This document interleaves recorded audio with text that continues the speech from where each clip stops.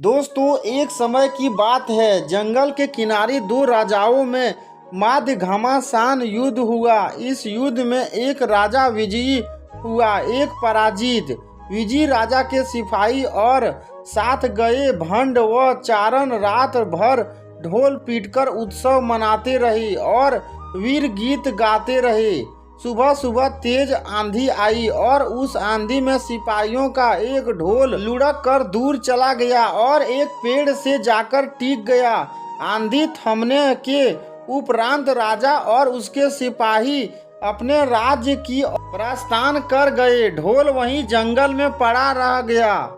ढोल जिस पेड़ से टिका पड़ा हुआ था, उसकी सूखी टहनियां तेज हवा चलने पर ढोल से टकराती और ढोल बज उठता। उसकी धमाधम की आवाज पूरे जंगल में गूंज उठती।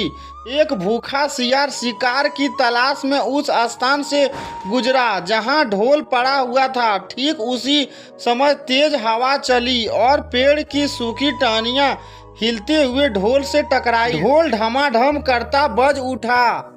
ढोल की आवाज सुनकर सियार डर गया। उसने पहले कभी इस तरह की आवाज नहीं सुनी थी। वह सोचने लगा कि ये कैसा विचित्र स्वर वाला जीव है। वह वहां से भागने ही वाला था कि उसके दिमाग में एक विचार कौधा।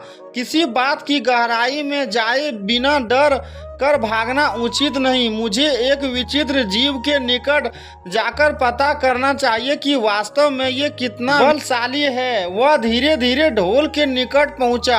वहां उसने देखा कि पेड़ की टहनियां ढोल पर चोट कर रही है और उसमें से आवाज आ रही है। सियार ने अपनी बुद्धि दौड़ाई और इस नतीजे पर पहुंचा कि ये तो एक निरीह प्राणी है, पेड़ की शाखाओं की मार से करा रहा है। वह स्वयं भी ढोल पर चोट करने लगा और ढोल बज उठा। ढोल का स्पर्श करने के उपरांत सियार ने सोचा कि इन जीव का शरीर विशाल और मांसल है। अवश्य इसमें खूब चर्बी, मांस और रक्त होगा। इसे खाकर तो मैं कई दिनों तक अपनी भूख मिटा सकता हूँ।